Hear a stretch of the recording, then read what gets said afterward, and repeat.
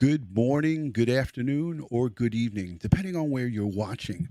Welcome to another edition of Crime Time with Dutyron, a retired NYPD detective with 20 plus years in law enforcement. And if you like all things true crime related from a police perspective, please hit the subscribe button, hit the notification bell so you will get all things Dutyron when I go live and when I upload another video. I want to say a special thank you to my Patreon supporters, the channel members, and all of the people who positively interact on all of our live streams and show respect and dignity towards victims of crime across the nation, across the world. Special thank you to my moderators and my replay viewers. The replay viewers and moderators and live, you guys are so much appreciated. Thank you. Thank you.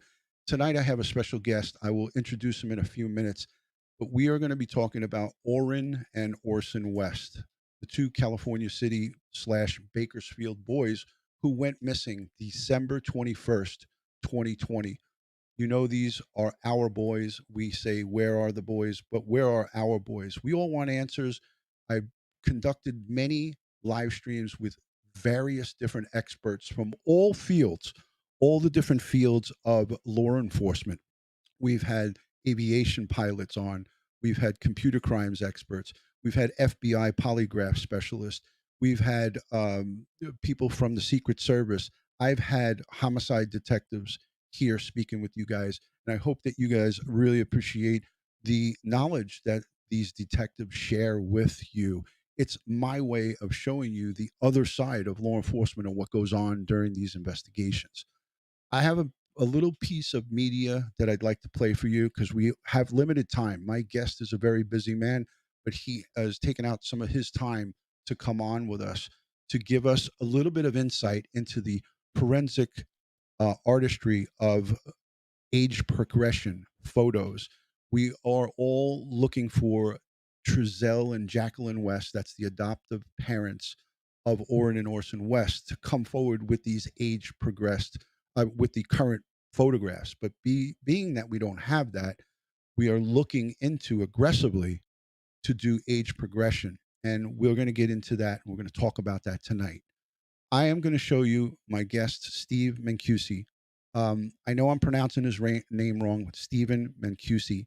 He's going to correct me when he comes on, and he's probably going to give me a slap across the face. But before I introduce him, I want to show you a little bit of media that he's done. He's been involved in the Surface Pro uh, commercial. He's a forensic artist with the NYPD for over 26 years. So I'm going to play a little bit of this media so I can introduce you to some of the work that he's done. I hope you enjoy it.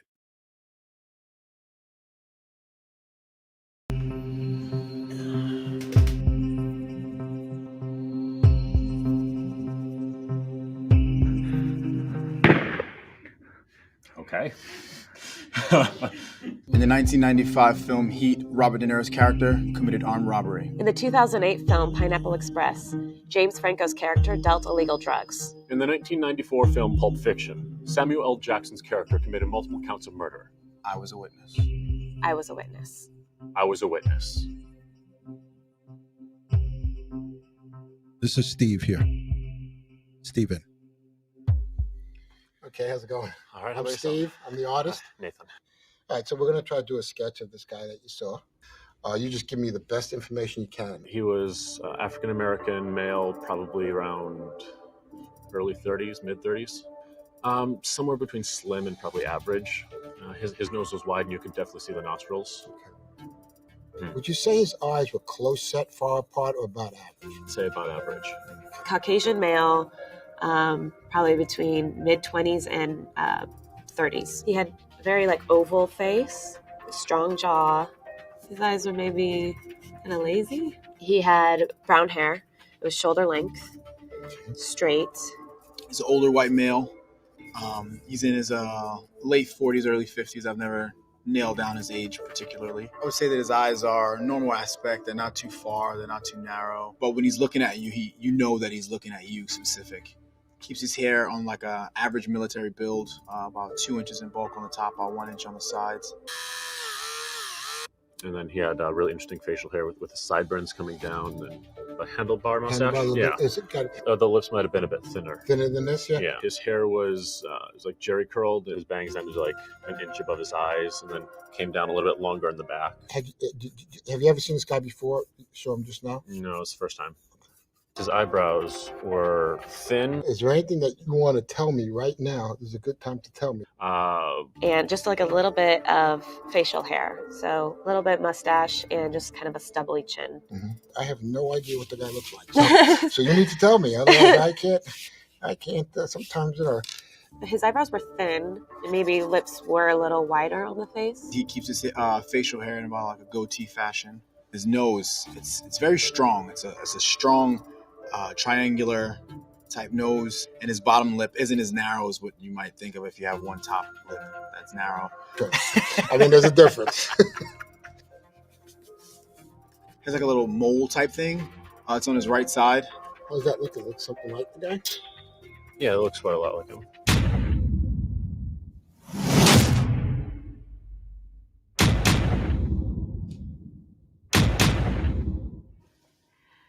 Yeah, I think I did pretty well. I think he come in for a lineup. I think they'd bring him in for a lineup for sure. I mean, it's hard to say. I mean, again, it could be Lionel Richie. It looks like hers. Is this me? Does this look like me, you guys? See what we ended up with. Well, we got him. But I think that these are pretty good. I mean, the essence of all these guys are in there. I would say that the weakest one would be this guy. I forget what his name is. James Franco. Franco, right. So that was just a little bit of a piece of what our good friend Stephen Mancusi is capable of. This is a very talented gentleman who is joining our live stream. He's a 27-year veteran, first grade retired detective in the NYPD. He's a author of the Police Composite Sketch. And I'm going to share that book with you. I'm going to link it down below, and he has a website. Stephen, thank you so much for joining the show tonight. Greatly appreciate your time. Welcome to the Dutyron Show. Hey, how's it going, Ron? Excellent, and it's a pleasure to have you. I know you're very busy. Stephen and I have been back and forth with emails. We were able to figure out a day and a time. I ran home from work tonight to get here and get live. I thank you so much, and all of the audience here is just saying how impressed they are with your talents. Can you tell my audience here, there's over 200 people, actually close to 300 right now, watching us live. Just give them a little bit of background on what you did. I know I didn't give you the full accolade, but I want you to tell everybody what you do and what you've done in the police department. Well, I was a first grade detective with the NYPD, and my main job was the forensic artist. And I did that for over 25 years with the NYPD. And once I left them, I continued to be a forensic artist, and I've been doing it, doing this kind of work for over 30 years now. I do a lot of training. I wrote a book, the Police Composite Sketch, and that's about the bad guy sketches that you see once in a while from victim or witness describes a person to me, kind of like what you just saw in that little video. Of course, that was more entertainment. Doesn't quite go that way, but it gives you an idea of the process that I'll go through with a victim of a crime. And I've worked on lots of cases. I've worked on thousands of cases over the course of my career, and had very good success with it. It's an impressive thing to go over to your website and take a picture of some of the illustrations and some of the things that you have on your website. But for the listening audience, what does it take as a first grade detective and a forensic artist to come up with these composite sketches of, like, say, a serial rapist or a murderer where they don't have video or have any pictures? Most people don't know how much is involved with the interview process. I'd like you to speak a little bit about that. You hit the nail on the head there, Ron. Though art is a very important part of forensic art, but when you're doing a composite sketch, the most difficult part is the interview. That's where you have to sit down with the victim or witness of a crime, and you have to interview this face out of their head, because as an artist, as a portrait artist or a caricature artist, you know who you're drawing. You know you're drawing a particular person, and you can kind of really grab that person from photos or the person themselves. But when you do a composite sketch, you're working from the vague memory of a victim or a witness, and you have to develop that sketch with just descriptive words. There's a lot of back and forth between you and the victim, looking at the sketch, making changes. So what we're trying to get with that composite sketch is not a portrait of the guy, but something that gets in the ballpark, gets a similarity to the suspect, so that we could develop leads that maybe law enforcement wouldn't get in the first place.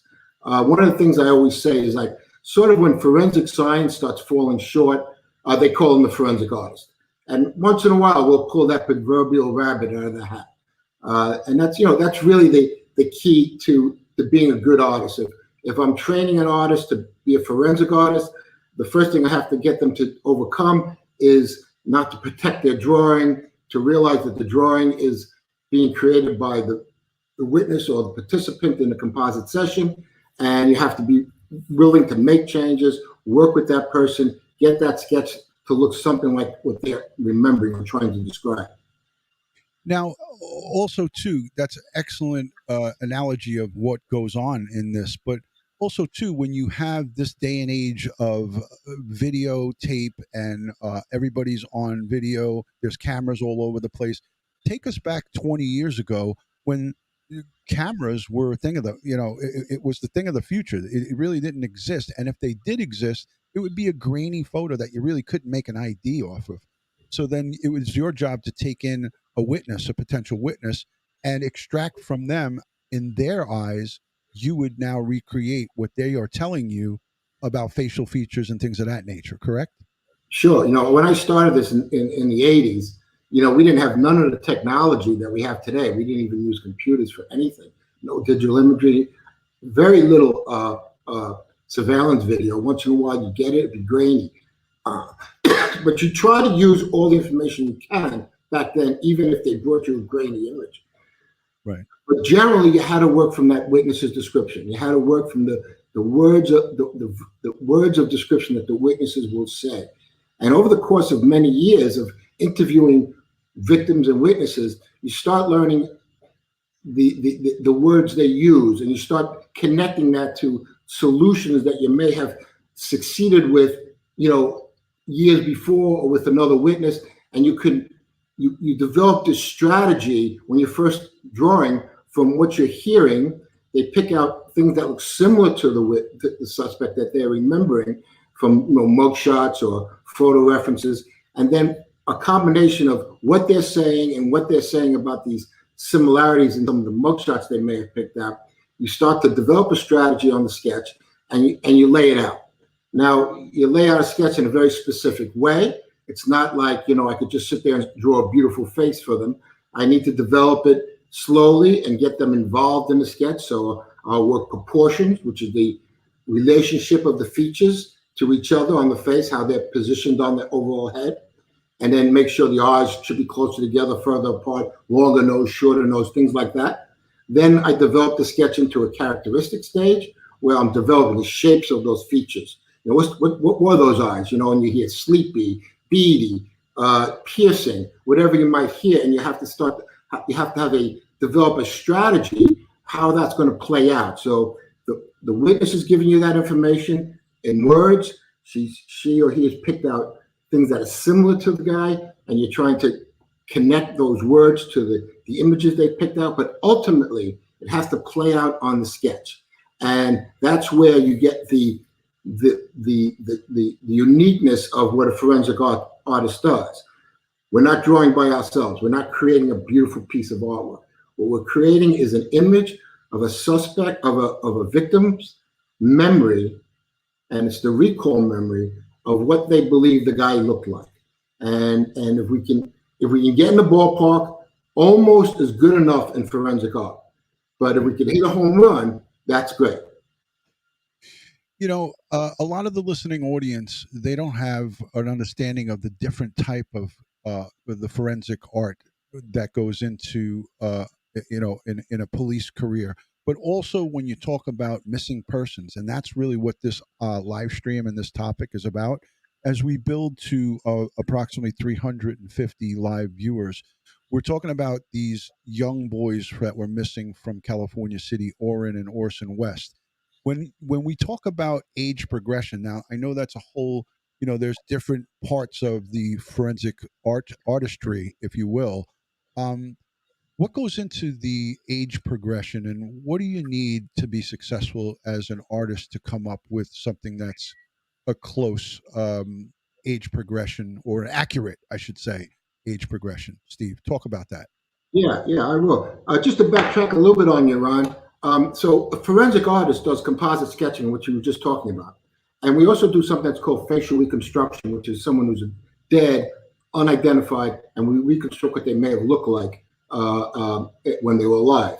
But one of the biggest disciplines we have is what's called image modification or age progression. Very, very popular and a very useful tool. And when we do an age progression, we have an image of the person. We know who the person is. It may be a child, it may be an adult, and we need 20 years in the future or 20 years in the past. And so we're starting with a very strong image. We know who the person is. And then we take that image and we apply basic aging trends according to how much we need to age progress them. So if it's someone who's 12 and now we need to age progress them to 25, there's a certain transition that most people go through, aging trends that most people go through. And we can apply those basic aging trends. Now, if we have access to images of a family member that has also gone through that age progression, but we actually have the photos of them, we can apply some of those biological traits of a family member and incorporate that into an age progression as well. Sometimes, on a cold case, let's say, where we have a suspect in mind, we know who it is, but they're gone and they've been gone for years, decades maybe, and all we have is an old mugshot of that person. But someone might say, hey, I saw this guy 10 years ago. He got real fat. So we can incorporate that into the age progression. Now, some people put on weight as they get older, but if someone says he put on a whole lot of weight, they just saw him for a moment 10 years before, and it was 10 years after that mugshot was taken, I can apply these traits into an age progression. Now, children age progressions are a little bit more difficult because we don't really know how they're going to live their life. There's biological influences on the way you're going to look, and there's environmental influences on the way you're going to look. So if you live a healthy life, you may turn out looking much better when you're in your 20s, 30s, 40s, whatever. If you live an unhealthy life, we know that, I would incorporate that into an age progression of someone who's a teenager now. We know they're taking drugs. It's 10 years later, and everyone's telling us that they were really going down a bad path. So we can incorporate environmental issues, trends, if we know something. If we don't, then we're working with just the basic aging trends and whatever information we can get from family history. Now, Steve, that's fascinating, and I know that you're going to reach out and smack me because I keep calling you Steve, and you said that's right. Whatever you call me is fine. Stephen, I like to be formal, and I like to do what my guests ask me to do, because after all, you're doing all of us a favor, and you really are a wealth of information in regards to this, because I spent 20 years in the police department hunting down bad guys in the warrant squad and supplementing homicide cases, but I don't know anything about this. So thank you for being here. These two young boys went missing on December 21st, ages 3 and 4. The problem that we have with the biological family, and that's who we've all been trying to work with, because they're the only ones that have been vocal in trying to find out on their own what happened to these boys. Now, that being said, and putting that aside, the photos that we have for our bulletin boards, the digital bulletin boards, which are a good tool because it gets eyes on these kids. It's almost like the milk containers, missing children. They're from when they were younger, and I'm almost certain that it was from age 2 and maybe 1.5 or 1.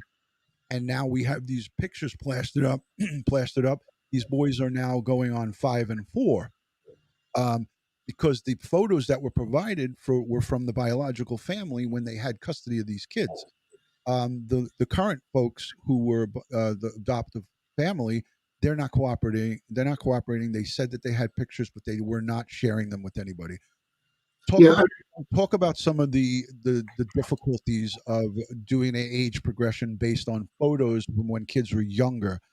Tell the audience about what you know about that, because I don't know anything about it.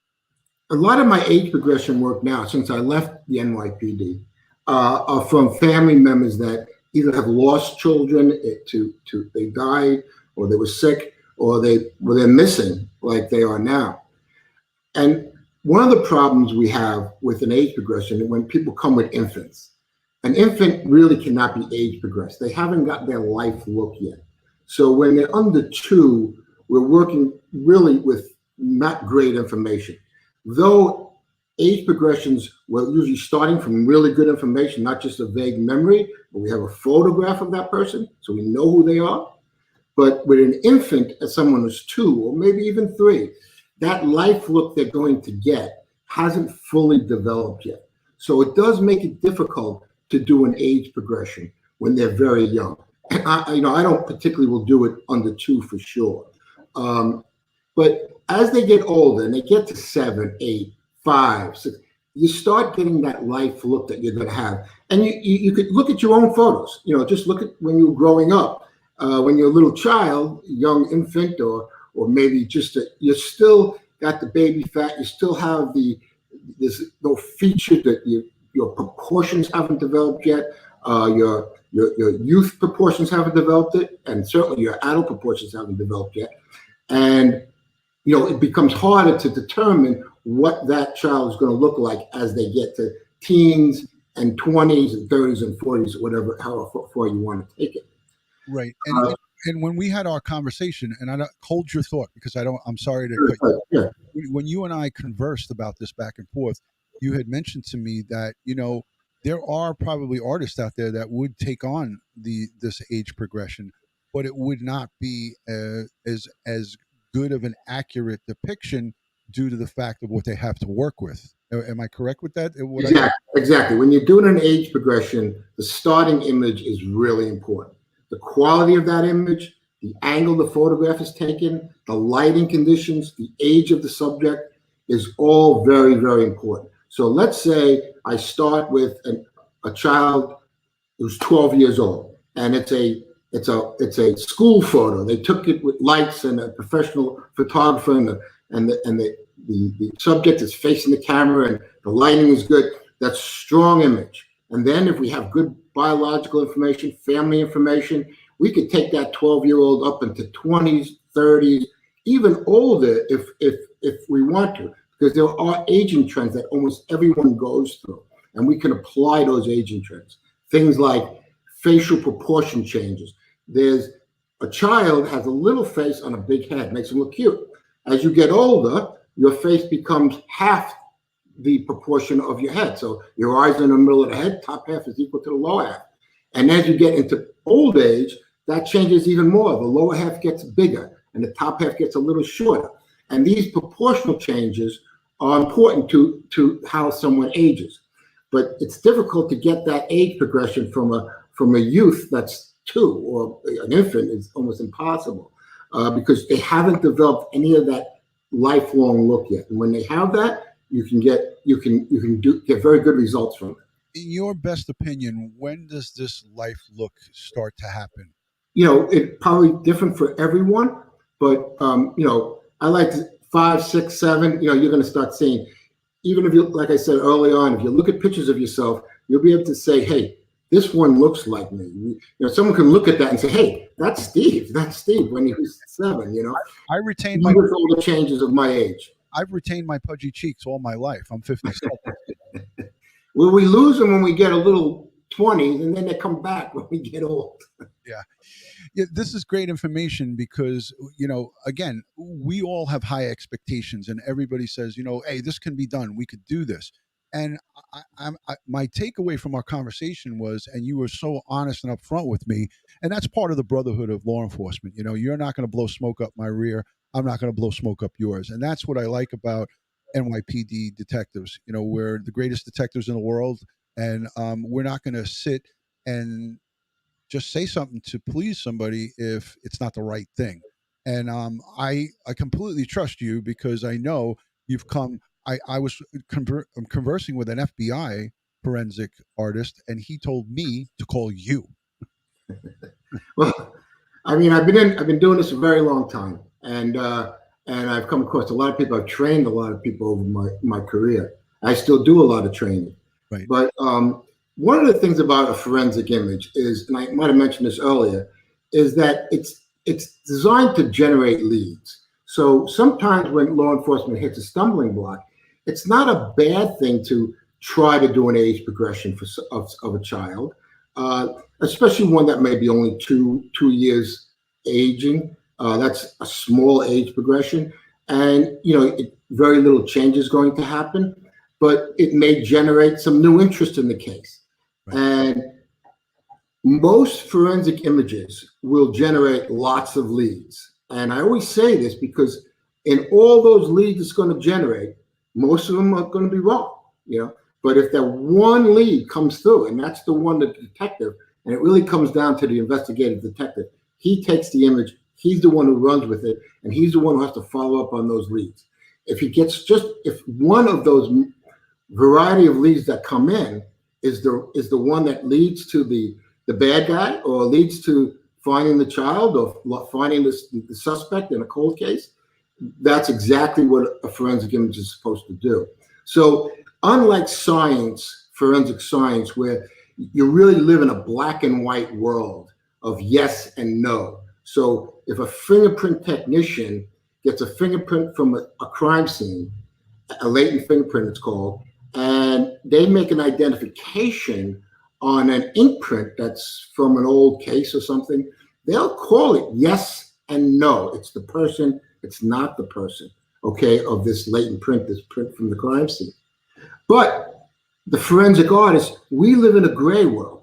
We live in an almost world.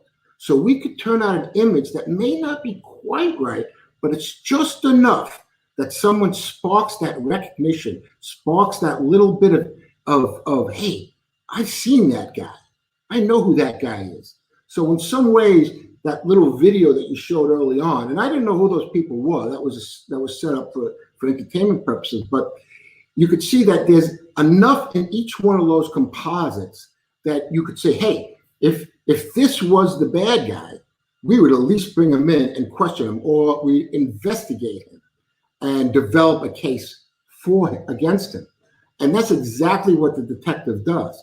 So we're just this one cog in this huge investigative machine. And, it's really an incredible thing to see. And you were a detective. I think you were a sergeant or lieutenant.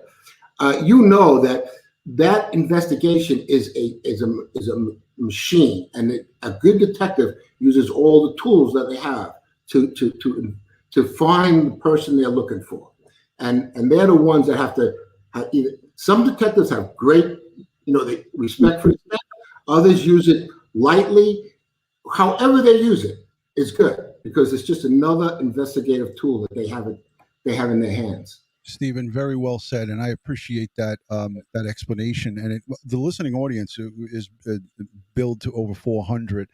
I want to show, if it's okay with you, from your website, the child age progression examples that you have. Is that okay? Did I share that? Yeah, you could show those. And keep in mind now, these children are people who are deceased children. And I was contacted by the family members that wanted to get a sense. This is a unique one. I'll tell you the story behind this in a minute. Who wanted to get a sense of what their sister or their son or their daughter may look like now, 20 years later. And those are really solid age progressions. They have a really good purpose. So this one's a little bit different. This one, these children's mom had cancer, and I had to. They were from Norway or Sweden or something, and I got contacted by the family saying their mom is passing away. She's got cancer. She's on her last leg, and all she's wondering is, what are my children going to look like when they get older? And I got this job in, like, maybe it came in on a Tuesday or Wednesday, and I was like, well, how much time do I have? And well, we don't know, but it's close. And I'll be honest with you, I'm getting goosebumps just telling the story, because ultimately I got this thing done in record time. I probably got it to it on Saturday, 4 or 5 days later. And I found out, a week later, that she got to see this. The mom got to see these age progressions, and she was overwhelmed, and she was so happy to see them. And she died very shortly after that. Wow. So this was really a powerful case for me. And again, I'm getting goosebumps thinking about it, because I remember how it played out and how I wanted to get it done, because we didn't know. I was being told by the family, we don't know. She's really going quick. I'll get him done for her. And she got to see him, and her reaction was very strong, very loving reaction. Wow. This particular case you're looking at right there. Yeah. I could have clicked on one of many images, and that's the one I clicked on. What was do you remember, Steve, the age of the young girl? Yeah, I can't remember it, but this is one of those special circumstances where I didn't have to worry about an investigative case where a detective is running leads down and trying to find somebody in the nick of time, let's say. This case was something to give some comfort to the dying mom. And so I was able to take a little liberty with this, Sometimes you have to balance what is the purpose of the sketch. But when it comes to law enforcement, you have to work under much stricter guidelines. So though the daughter is kind of young there, I can take a little more liberty, because the purpose of the sketch was to give some comfort. But when you're working on a case like the West case, the two boys, this is an ongoing investigation, and we don't want to, though it's okay to do age progressions, and artists do them all the time, but we want to be careful that we're not going to put out an image that may mislead the investigation. And and you never know, like I said early on, how much the investigating detective is going to put on the sketch. So most of the time, if I'm working a criminal case with a detective, I'll let him know. I'll say, okay, here's the image, here's how strong it could be or how weak it could be. Use it accordingly. But most of the ones that you're seeing on the screen right now are either deceased children, mostly children that died of one thing or another. And we were able to, I was giving comfort to a family, which is really great work to do. I mean, I really do it. I really do that. I feel there's no better gift you can give back to a family than, especially the first one, a dying woman, to get to see both her kids age progressed. Yeah, in this case, what you're trying to do is you're trying to create a very positive image for a family. So the purpose of this is different than the purpose of trying to find a lost child. Now, just to give a little caveat on that, a lot of people ask me, my child died 2 months old, my child died 9 months old, a childhood illness or something, and it's horrible, and you want to be able to help them on that. And in those cases, I don't do it, because there's just no way for me to really, I'd be just fooling them, I have, Steve, and that makes you a man of, good moral compass. I feel that, it's not right to give, somebody false hope or misguide them, so to speak, through your talent. And that's what I admire about you, is you were straightforward with me right up front. Although that was not the answer that I wanted to hear when you told me it was something you wouldn't do morally and ethically. But I appreciate that. I have on the phone line here coming through. It's not video; it'll just be audio. And I talked to you about this before, Steve. This is Ro. She is the biological cousin of one of the two boys, and I'm going to add her into the stream. Ro, thank you so much for joining. You can unmute, and I know you were down there for a little while, but we were in the middle of stuff. Ro is in Bakersfield, California. This is Stephen Mancusi, forensic art specialist, retired NYPD first grade detective. Good evening, Stephen. How you doing? Hi, bro. How are you? I'm pretty good. Good. Ro, you have any Have a question? I was trying to catch the live. I kind of caught on late, so but I'm actually at home right now, so I'm able to listen fully.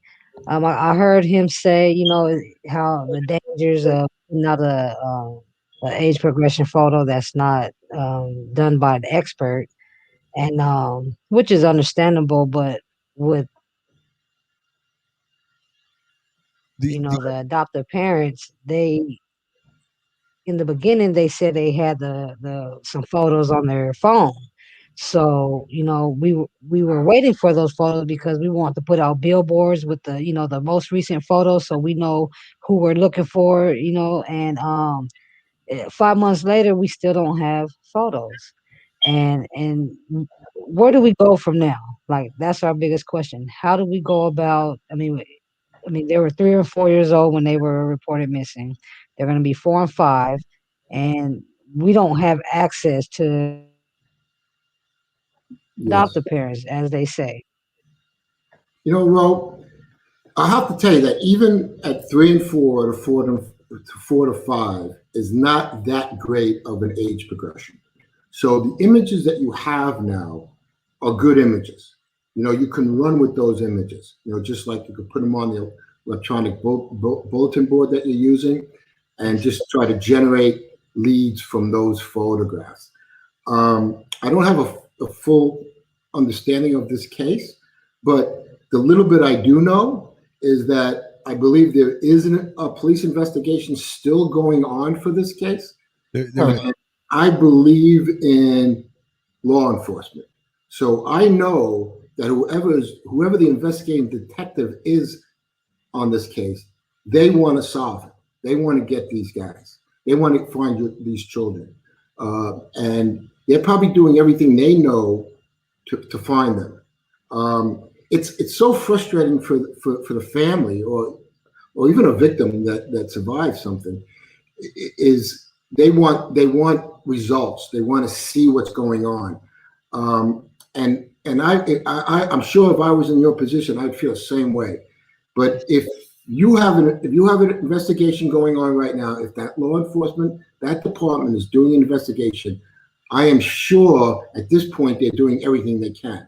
Now, if they feel, and this happens a lot with cold investigations. Right now, this investigation is not cold. It doesn't sound cold to me. It's only a few months old, and these children, nothing's come up. We're going to find them.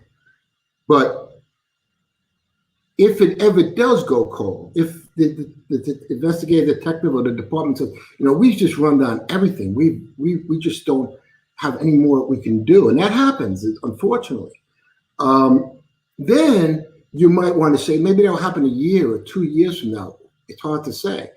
Then you might want to say, and I would think the investigative detective might want to do this. They might want to get involved in getting their forensic artist, whoever they use, to say, hey, this case is now 2 or 3 years old. We've hit a wall on this. We want to generate media coverage again. And an age progression will do that, because all of a sudden now, the media likes to have a visual. And if you could, a year is not that much, but a couple of years go by, and then there's no more leads, and the department has hit a wall. Then I would approach the department and say, hey, if we get an age progression, can you get an age progression done? Maybe we could just get in the paper together, show some interest, and that's one of the purposes of a forensic image. Even a composite sketch will generate a lot of interest. I mean, I used to do a composite sketch of a suspect from a crime, some kind of horrible crime from Central Park or wherever it might have been in New York City. And, it runs hard for a while, and then it kind of fades away, and then right away let's get a sketch done, and then boom, it's on the front page of the paper again. And there's a certain amount of media attention you get from a forensic image. People want to see, will it look like the guy? Will it lead to solving the case? So there's a time when this will be a good avenue to take. But at this moment, I would say that for 1 year, you're probably better off with the images that you have. Use those. Hopefully, the adoptive parents will say, hey, you know what? We have a better image. Let's put that one out too. Right. And the problem is that they haven't done that, and that's the frustration that Roe is dealing with. Is that they said in the only one news conference we have updated photos from their recent, but the police took our phones. They do a forensic scrub. We know, but now it's 5 months into this. They're missing 5 months, and the mom Jacqueline and the father Trizel, the adoptive father. They've gone, it's just crickets. Nobody's saying, oh, well, here's the photo of the boys at their last birthday party. Here's here's from Christmas.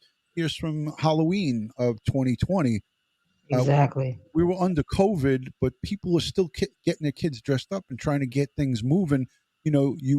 I had trick-or-treaters here in New York, and 800 people a day were dying in New York. We were hit hard by COVID, and there were still trick-or-treaters. They didn't come to our door. We put the candy on like a chair with a basket, take one, and it was all individually packaged. But the little kids, the boys and girls, were out in their little dinosaur outfits, and so that's the frustration, Stephen, that the biological family is having with the adoptive family, is that there's no cooperation.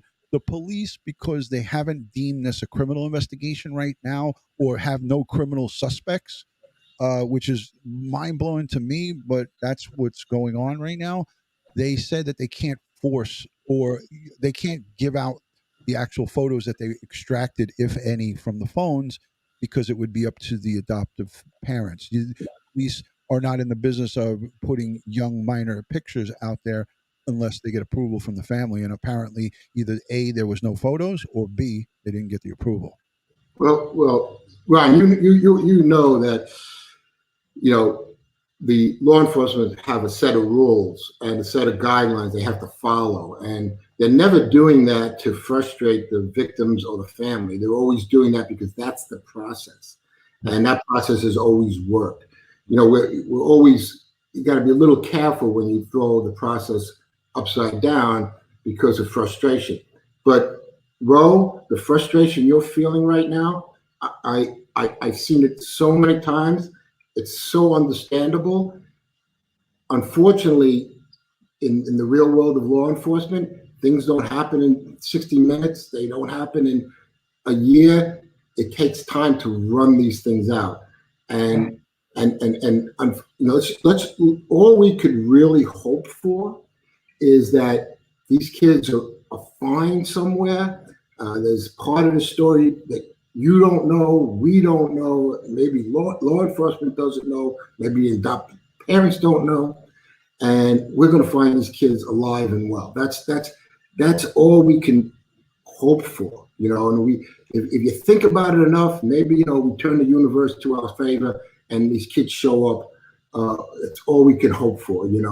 My understanding was there was a big search went on, and too bad that didn't pan out, but this is a common frustration, and unfortunately, when bad things happen to you, it's bad, and that's the only way. Like I just use common sense, and if I was a parent, because I don't have kids, and I'm pretty sure other parents could agree with me, if my child went missing, I'm gonna put out the most recent picture to locate my child, and we all see that as a red flag. Like, I mean, why wouldn't you, if you do have pictures, why wouldn't you provide those to the public? So because the world is watching. We could have been found these kids if we had a most recent photo. These pictures that we have out are 2 years old. Like they're, that's why we've been trying so hard to get age progression picture photos, because it's like, I mean, Sincere, the oldest, his lips are gonna, he has them lips. Classic, he has them cheeks and them eyes, So I understand that they were young when they were reported missing, but we have the most recent pictures. The adoptive parents had them, and they said that on the news. But then all of a sudden, we still don't have pictures. I mean, that's only the right thing to do if you're trying to locate your children that you so-called your kids. Right. You know, so It's I mean, it's frustrating on just our behalf because I mean, we took a lot of backlash from the beginning just because they were adopted out, but they didn't go missing in our care.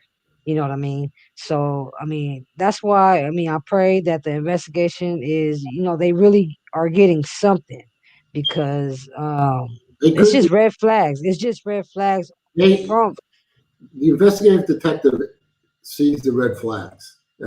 they yeah. they they may not be verbalizing that to you or to the adoptive parents, but if there's red flags going up, they see the red flags. They know them just like you do. Some of it is just common sense, like you said. You're working from common sense, and that's really the best thing we have as humans. Is we got Hey, to stay in the common sense world, before and I, everything you're saying is legit. And I would guess, and again, I don't know. I would guess generally the investigative detectives are aware of that as well. Yes, I mean it's just frustrating because these are two babies, and to have to go a year. I mean, people are working; they can't sleep. We're out here, I mean, doing something every day, and we don't have the resources to really go out in these deserts because we don't know what we're running up against, and we're doing what we can, spreading the word and flyers, banners, and thanks to all the people who's been helping with the billboards, Dutyron, and other YouTubers and supporters, and I mean it's just I mean everybody is on this case every day, and it's like if we have to go, I mean we pray we don't have to go a year or two or three. We really pray because I mean it's exhausting just the thought of it, and It, just it, physically, mentally, and emotionally, like we're all getting drained from that, but we're keep going, and it's just tough. It's tough. Ro, I just want to get a thought out there before I forget because I'm an old man. Uncle Dutyron's old. So I shared the age progression that was shared with me, I think by you, or it was floating around somewhere and I saw it. There was an age progression of Sincere, right? Or was it classic? It was Sincere, right? Yes. Okay. So there was the age progression I shared with Stephen, and he actually looked at it. I remember I sent you the email with the and could you just tell Ro what you told me about that age progression? yeah, though I have certain guidelines that I follow for my using my skills, artists will each artist does things a little bit differently, and in this case, I don't think that's a bad age progression. What you have gotten done already is usable. If you can generate interest again by using that image and making sure that you write on that image that this is a projection of a possible age progression of what they may look like today. The change from 4 to 5 or 3 to 4 is not that great. So that's why I would say that the two photos you do have of them are good working photos right now. You can run with those. But that little age progression you got done, I mean, it's okay. It's workable. You can use that.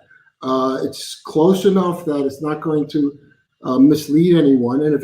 And I would say, like I've said a few times, is that if it generates interest again, if you feel like you need to generate some interest, then you can use that. You can say, hey, we just had this done, and just make sure you put on that approximation of what the person may, what the boy might look like now, because it's in the realm of possibility, and that's a big word in composite art. The statement, the realm of possibility. Does the forensic image stay in the realm of possibility? Like when I do an age progression of a deceased child, I can embellish a little bit because we're trying to do something that is going to give comfort.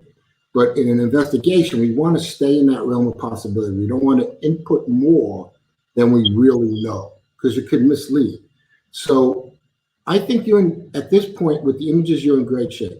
And I agree with you 100%, the most recent images are the best you want. And if the adoptive parents would release those images, maybe the police for some reason are keeping them, who knows? That would be a strong image to use. I mean, that would be the strongest image you can get, much better than an age progression. Yes. That's the person, and but you never know what's going on in the investigation. I mean, there's a very good possibility that the detectives have that, and they're either feeling that it's not necessary to release that right now, or it's misleading, or they're running leads down already, So again, I'm just speculating. I have no clue. I'm just speculating. Correct. Thank you for that. Thank you. Do you have any other questions for him, Ro, in regards to anything where it comes with in the artist realm? So the artist that the photo that you seen of Sincere, the artist that did it, what do you think that we could use those in, like you said, say it's projection of age progression, or it's an approximation. Approximation. Again, I only saw one, and it was in the realm of possibility. Like I said, 4 and 5, 3 to 4 to 4 and 5 is not a big age progression. So the changes are minimal, unless we knew something environmental came in and changed the look of the person. But in this case, I would say that the actual photos are your strongest images right now. But as a possible afterthought, as an add-on, if you wanted to use that age progression, I saw it. It's in the realm of possibility. I would say that the artist can go crazy with it. She, whoever it was, kept it somewhat real. Do I have your permission to show this photo? I'll show it on my phone, bro. Oh yes. I mean, I would love for him to see it, and well, I emailed it to him, so he actually looked at it. But the viewers, oh yes, you can show the viewers. Ron, if you're going to show it, we have to make it clear. Now, this is an approximation. Yes. And you may want to show it with the original photo, so we can say this is the child we're looking for. This was an approximation on it. You could probably do that. It might generate some interest. So if we was to use those photos and put the original photos, above it, and use those below it, that'll be okay. You think you suggest that? I'm a firm believer in deferring to the investigative detective, and if the investigative detective hasn't done an age progression, there might be a reason for that. So my feeling is that if you have a connection now with the law enforcement, you have a communication way of talking to them or communicating with them, I would run it by them first. I would say if you're able to talk to the investigative detective or and he's willing to talk to you, I would run it by him first, because he's running the case. And he knows what he's doing. And I am absolutely sure this detective, whoever it is, wants to find these boys. Okay, because I've reached out to them, and I haven't got a return call yet. So I will go down there and, see, that's the approximation, the one you're showing now, right?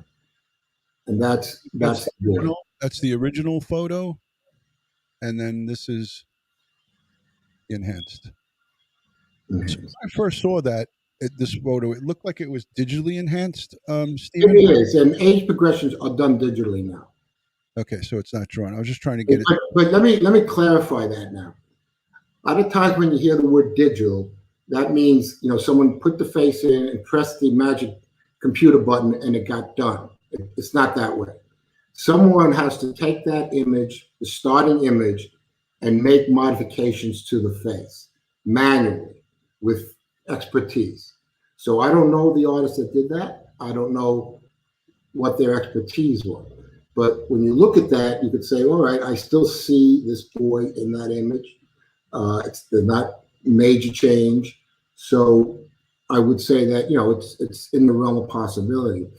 But as far as the family's concerned, well, it's frustrating to work with law enforcement. I understand that. They're not quick to respond. But Right. I would try to get a communication outlet to them if there's a possible, just like you're doing, and hopefully somewhere along the line they'll reach out to you. And you might even want to say, hey, we have this image, we have something new, we want to run it by you. Are you willing to look at it? Can we send it to you? Because if they get on board with it, then that's good. Because they'll run all their avenues and get it out there. So I would say, well, that's the route to go. To get a communication with the investigative detective, at least maybe email or something. Have someone who's can reach out to them and say what you're thinking. Say, hey, we got this progression done. But really, the original photos are your best bet right now. Okay. Thank you so much. I appreciate it. Thank you, Roro. I appreciate you spending some time here with us. I know your time is valuable. You're out there, doing what you can for your cousins. I'm here to provide any type of support, from the other side of the United States. We're in New York, Stephen and I. But, again, I told you this from the beginning. Anything that you need or your family needs from the law enforcement side or advice on, things to do and not to do, I'm always going to give you, the Uncle Dutyron advice, and it's going to come in a respectful and most professional way. So, that your mom, she's always in my prayers and thoughts. She just went through a rough patch, and she's got a little bit of extra stuff ahead of her. We're always sending out positive vibes and prayers to you and your family, Roro.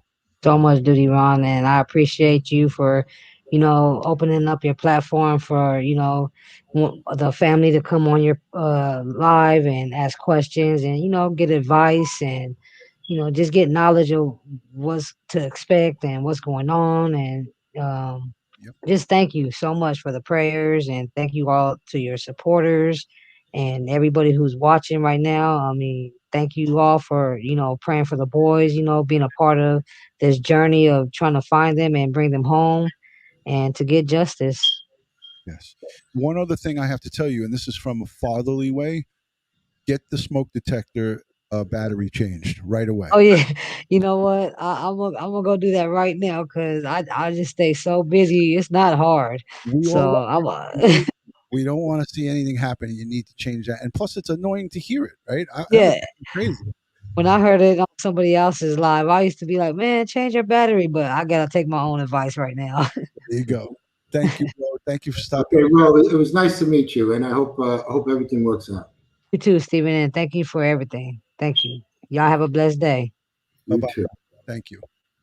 All right, that was great. I'm glad that she came on, and I'm glad Ron, I'd like to say, what you're doing here is really very, very good. I mean, just the fact that we're having this conversation, Ro gets to be a little bit part of this investigation, this discussion, that helps families so much. You were in another party investigation, but one of the things about detectives, when they're doing a case with a victim and they're one-on-one with the victim for weeks and months, this, just the interaction alone between the detectives and the victims and the witnesses, it helps them. It helps them cope with what's happening. It helps them see that maybe a detective is not cold to it, but they've seen it and they're letting you know that it's maybe not as bad as you think. Maybe we're going to work this thing out. They know things you don't know as a victim. And the fact that she got part of this just now, I think that's a very helpful thing. And I assume that you've been doing this for quite a lot of other cases as well. Yeah, I've been doing this for 2 years here on YouTube, and I cover a lot of missing person cases, a lot of criminal cases. I don't often get to have contact with family members because I respect everyone's privacy. But Roro and the folks over there in California City, they reached out to me, and I extended that olive branch to give my knowledge of what goes on behind the scenes without giving up our trade secrets, of course, Stephen. We need to keep stuff close to the vest to keep an investigation and the integrity of the investigation. Like you said, we don't show all of our cards. We see those red flags, but we're not quick to spout it out and shout it out from the rooftops. Civilians, different story. You're going to yell and scream. Why aren't the police doing anything? Why isn't this investigation going quick enough? We want answers. We want answers. Tell me what's going on. But that's the world and the day and age that we live in. Everybody wants information. Well, Ron, just to even go, take that concept a step further. One of the things that I always felt when I was working with a victim during a composite sketch is that this terrible thing just happened to this victim. Maybe they were sexually assaulted. Maybe they just saw a family member die. And they're going through the same feelings that Ro was. They're feeling helpless. They're feeling, what's being done? How come I'm not seeing this? When's it going to end? Why do I have to deal with all this? But when they used to come into my office and they would sit with me, and it may be a couple hours, and we were working on this sketch together. And even if I was feeling that maybe the witness, the victim, didn't have a strong memory because of the circumstances, they didn't get a good look. But this, the process of going through a composite session with them, having them directly involved in the part of the investigation I was working on, they all left. I always got the feeling that they felt, you know what? I feel better now. I did something. I was part of this. I see the action. And that process is somewhat rewarding for them. They feel like there's some comfort there. And if you're ever able to work one of your cases again and a family member wants to come on and just ask a couple of questions, I think that's huge, right? I think that's really huge. I think that in itself is worth what you're doing, because they're feeling like, hey, I'm being part of this. It's like they're letting a little bit of that steam out. You know what I mean? We're in it now. Okay, something might happen from this, so it's a good thing. Yeah, and I think it's a continuation of our commitment to service, right? Where we take that oath to uphold the Constitution of the United States. It goes a little bit further, as you just described. We try not to be emotionally involved in our cases, but we're human. It happens, So it is right now is in my retirement. This is my give back to society as well, to continue on helping victims of crime and their families in any way that I can with the knowledge base that I have from my career. It's a special point of view that a detective and law enforcement have, especially detectives, because though police officers are in the mud with people and they're seeing the instant problem, the detective is the long term. They are out with the witness, the victim, dealing with all the emotion that comes out afterwards.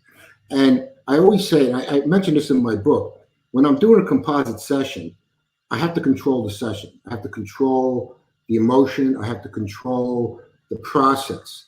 But when you're controlling something, the detectives are really good at this. People shouldn't know you're controlling it, because we're feeling all the pain that this victim is going through right now. I'm feeling all the hurt that Rose, I could hear it in her voice.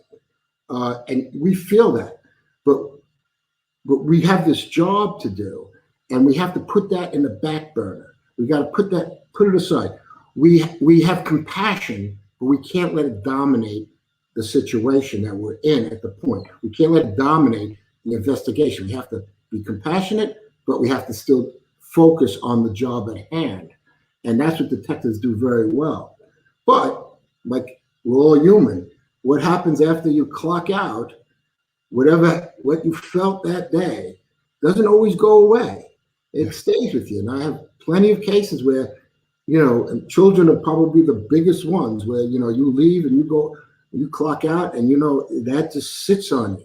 And, and then sometimes some of that compassion, that motion comes out and you learn how to control it and let it come out when you're private, So to a lot of people who are going through that, know that though the detective may seem a little cold or he's compassionate, but he's not feeling all your pain, he's holding that back. He may be feeling it the half hour after he clocks out, and you probably know that as well.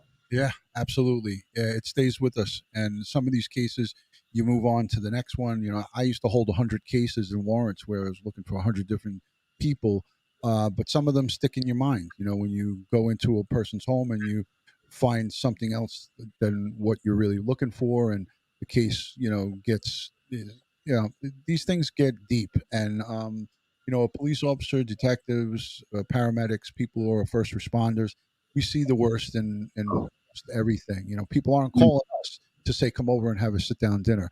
I'm going to move on quickly because I promised you a half hour. We're already 1 hour into this. Oh, okay. I have some viewer questions, and there's only a couple. Sure. I'm fine. Go for it. One comes into you, Stephen, from Black Rose 11, and that's her screen name. Did Steve start drawing while in the NYPD or earlier? That's a good question. Has Stephen done? I am an artist by trade. So I was an artist before I became a police officer. When I joined the NYPD, I had already been doing commercial work. I was doing children book jackets, things like that. I went to college for art. I learned how to be an artist. I learned my trade in school. But I was always drawing from when I was a kid. But I'm not going to say that I was born with this great art talent. I worked hard. I studied in school. I had professors knocking the hell out of me, telling me I have to get better. If you want to be a professional artist, you have to get better. And I did. And then when I graduated college, I tried to make it into the art world. It's very competitive, very difficult. And then ultimately, I saw a pathway through the NYPD that maybe I would be able to use my skills as a forensic artist. And I was able to do that. I had a test and I hit it off with the artist that was there, Frank Domingo, and he showed me how to do the forensic end of it. So yeah, I started out as an artist and then became a police officer. Some forensic artists, it goes the other way around. They started as a police officer and then they develop the art skills and the forensic skills. So there's two paths there. There's even civilian artists, and some of our best forensic artists are civilian artists, and they work for a department, but they weren't a detective or they weren't a police officer. And most of them were artists that got into law enforcement, and that's a very effective tool as well. So there's a lot of different pathways, and I always tell people that are looking, if you see a door open, you run for it, and you hope for it. You see a pathway to what you want, you try to run through that path. Excellent. Well, so my question to you is this type of talent run deep in your family? Like my wife's, my father-in-law is or was an inker for Marvel Comics. So my wife has unbelievable artist talent. I used to come home from the job and find her drawing Barney and Baby Bop on my kids' wall when they were growing up. So does artistry run in your family, Stephen? I can't say that I have a family member that was a professional artist or not. I didn't know any. To be really honest with you, I probably was a bad artist when I was younger, and really, I went to college to learn how to be a professional artist. And I was lucky enough to have some professors that were tough. They weren't there to say, hey, you're doing great work. They were saying, hey, you're doing it wrong. And this is just art in general. Or here's a better way to use this technique. So I learned it, but I had the desire from when I was a kid. I always drew. I didn't sing. I didn't. I wasn't a musician. I wasn't an actor, but I could draw a little bit. Yeah, I was interested in that. So Roro puts in the chat. That's Roro was just here with us. Thank you all We appreciate and love you all. May God continue to keep his arms wrapped around this case. I am going to go change my batteries on my smoke detector. Keep Orrin and Orson West in your prayers. We certainly will, Roro, and love and respect to you and the people over there in Bakersfield and your entire family. Absolutely. I want to show your book before we wrap it up. First, I want to say thank you to R.S. Chavez sends in $37 super sticker. Thank you so much for your support. Anybody who reaches out and supports this channel during the course of this live stream that I missed, I want to say thank you on behalf of my channel. I repurpose a lot of the fundage that comes into this channel. We sponsored the billboard, the digital billboard, 3 months in a row. That was over $2,750 that we sent to Roro and her family for the digital billboard. It was sponsored through this channel and the generous donations from people like yourself and everybody who subscribes and supports this channel. So I want to say thank you to everybody here, and I want to show Stephen's book. I'm up on your website. You just got to direct me to where the hold on, let me get it in on the screen, Steve. Where do I go for the book on the site? Hit the icon up in the top right corner on the other side. And how do you get to my book? It's a good question. I'm gonna have to put my glasses on. All right, I'm gonna try to. I would say you could just go to site map there. Let's see where the book is. Probably down at the bottom there somewhere. There it is. Yeah. Oh. No, that's not it. That's not it. Yeah, well, I don't know. It's there somewhere. I sent you the link. I don't know where it is. Us two old guys, we can't even get this done. All right, I'll go to the forensic. Go to forensics. There it is. There at the bottom, right at the bottom. There it is. Nope. Go back to forensic art. Right there. That right at the bottom. See the icon of the book? That's it. I see. There it is. There it is. All right. So this is his book. I have it linked in the description. It's available on Amazon.com. It's The Police Composite Sketch by Stephen Mancusi. Am I saying it right? Mancusi? Yes, you're saying it great. That's fine. Yeah, I thought so. I was like, wait a minute. What? Joe Murray, thank you for this $10 super chat. Joe Murray is a retired New York City police officer, is now a criminal defense attorney. I won't tell you how and why he became a criminal defense attorney, but he's got a nasty right hook. Joe Murray, thank you so much for the support. So, ladies and gentlemen, I implore you to go over to Amazon.com. You could use Dutyron's affiliate link. I actually have this book in my store, in my Amazon affiliate store. It's up and available. I don't really receive anything but pennies from your purchase of this book. But Stephen, when did you get involved in this project with this book? I wrote the book after I retired from the NYPD. So I probably wrote it back in 2010 or 2009. I started writing it. It's generally a how-to book to how to do a forensic sketch, a complete composite sketch. It has some cases in there. Just handsome guy here. I can't say it's a literary masterpiece because it's not, but it's a good how-to, and there's some interesting cases in there that you'll hear about.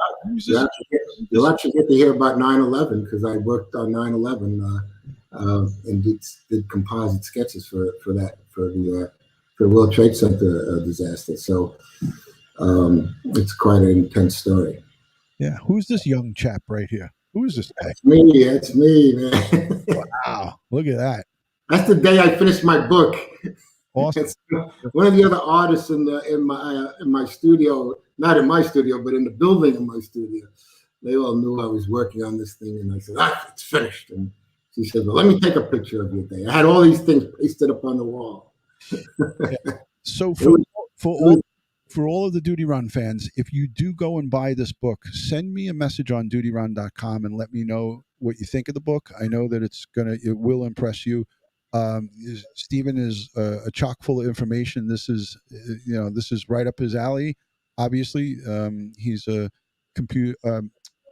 forensic artist, and he spent 26 plus years in the NYPD. He retired as a first grade detective, which is a prestigious rank within the detective's title. First grade detective is the best of the best most of the time. I would say 99% of the time. The other 1% is just somebody who has a good hook. But he retired as a first grade detective, and he's done some amazing, amazing work. If you look at his bio, he's done sketches for Central Park jogger case. The what did we talk about? It was the Stuyvesant Town case. yeah, the cyber. Those are old cases from years ago, but they were big media cases back in that time. And like I said, probably the biggest media case I did was the 9/11 terrorist attack. Worked that day. So and I cover a lot of those cases in the book. Yeah. Excellent. Make sure you guys go out there and grab your book. Meglo from Southern Cal over in San Diego. Thank you for the $15 super chat. I greatly appreciate you guys chiming in with the super chats. We have over 400 people here in the chat. We have a case that's in. This is Natman. She's a channel member. There's a case where there was two young girls who were killed in Delphi, Indiana, I believe it is. I never covered the case, but there's composite sketches out there. If I do run into that case, Stephen, would you come back and join me and talk about the perpetrator still on the run? And there's several different composite sketches. I'll send you a link so you could check it out. No rush, but that is a hot topic as well. Well, I would definitely take a look at that, and that's really my wheelhouse right there. Yeah, so we could do a deep. A lot of I could give you some direction on where to go and find out what the sketches are. I don't know where Delphi is. Where would that be? Right. Well, I'll lead you into all of that. I'll give you the full case folder and all the stuff that I have on it, and we could definitely spend a couple of live streams talking about that. There's a lot of interest in it, and that'll be something for down the road. And that was my next question is, I enjoyed having you here, and I appreciate the hour and 15 minutes that we spent together. I promised you 30 minutes, so I owe you at least a cup of coffee and maybe a good meal. Once you get me going, I start rolling. So it's a little bit my fault as well. Listen, brother, I love it. As long as you don't mind, I don't mind. This is I set the time aside for you, and I enjoy doing it, and I think this is a positive thing that you're doing. Yeah. I thank you for that. And let me look at some of the chat, because we've been ignoring the chat. There's over 438 people hanging out here for over an hour. At one point, we're up over 500. So thank you to everyone who has an interest in this. Again, I'm going to link all of Stephen's, all of his media, his website, his book, a link to the Police Composite Sketch. And, he does this for a living. So if you need anything done, go onto his website, and just like I did, he's a very secretive guy. I couldn't get a hold of him, so I had to send him a message on his website. Please help me. It was like a SOS. Best way to get through to me is go through my website. And I had to tell him, of course, fellow retired NYPD, so I knew he wasn't going to just blow me off. I treat everybody the same, Ron. You get a lot of emails, and Dutyron merch cup. It says drink lots of coffee. Yeah, straight talk on true crime from a retired NYPD detective. And this logo right here. I certainly do. There it is. I'm going to get one of these and send it out to you. I'll get your address from you. I promise I won't stalk you. But I'll give you a Dutyron mug for your appearance here on the show. So thank you for that. Fine. That's fine. Guys, I want to go quickly to the chat, and then we'll wrap it up. I promise I'll have you out of here in an hour and 20. It's an hour and 18. So give me 2 minutes. Go ahead. I'm good. Go ahead. All right. So Polyester says thumbs up as you leave. Please thumbs up the video. Yes. Don't forget to like and subscribe. And again, his website will be linked right down below in the description box. And I will also link his website on my website. So you can go to the helpful link section of dutyron.com, and you'll find Stephen's website. You can just hyperlink right to it. Heidi, my good friend, says, as always, you're a class act, Dutyron. Thank you to you and your amazing guest. Stephen, hope we see him again. Some blue hearts and hashtag find our boys. Thank you for that, Heidi. Thank you. Gayla Dennison, who's a great friend of the channel, another phenomenal live stream, Dutyron. And this live stream was not going to be phenomenal if I was sitting here talking to you myself. I want to say thank you, a special thanks to Stephen Mancusi for taking out his time to hang out with us and explain the expertise that he has and brings forward to the forefront. So thank you again. I can't thank you enough. Another phenomenal live stream, says Gayla Dennison. Hey guys, let's do this quick. We'll end it with a roll call. By a show of hands, let me know where you're watching from, city, state, or country. I love to do this because people from South Africa and all over the place. Let us know in the chat where you're watching from, city, state, or country, and let's see who we have here in the roll call. This is a roll call. This is return roll call, folks. All right. It's on a little delay, so we're going to give it a minute. Niagara Falls, Ontario, Canada. Thank you. Midland, Michigan. Washington State. San Diego. Montana. Toronto. Queens, New York. Maryland. Phoenix, Arizona. Australia. Put another prawn on the Barbie. There you go. So we got one out of the country. Two, Nova Scotia, Canada. Excellent. Manitoba, Canada. Fort Hood, Texas. Joey Brooklyn's at the home of Nathan's Hot Dog in Coney Island, New York. Thank you for joining. Ottawa, Ontario, Canada. Portland, Oregon. Hello from Portland. I grew up near Coney Island. Oh, you did? Oh, yeah. I grew up. I used to. You'd have a good conversation with Joey Brooklyn. Oh, yeah. Johnston, Rhode Island. Let's see. Not too many. Oh, there's a Switzerland. Excellent. Hello, Switzerland. Good to see you. Mechanicsville, Virginia. Great to see you. Thank you for joining. Jocelyn says this was incredible, and I know where you are, Jocelyn, but I won't give you up. I won't give you up. I promise, my friend. Let's see. Washington State. Okay. I think that was it. We got a couple of folks outside the country, UK, all over the United States. Thank you so much for everyone joining. As I like to end all these live streams, I want to say a special thank you to all of my Patreon supporters, my channel members, all the folks who positively interact. Natman is in the Netherlands. Thank you for joining from all the way in the Netherlands. God bless you. I want to say thank you to all of my moderators, the replay viewers. You guys are awesome. Replay viewers, the super chatters, the folks who positively interact.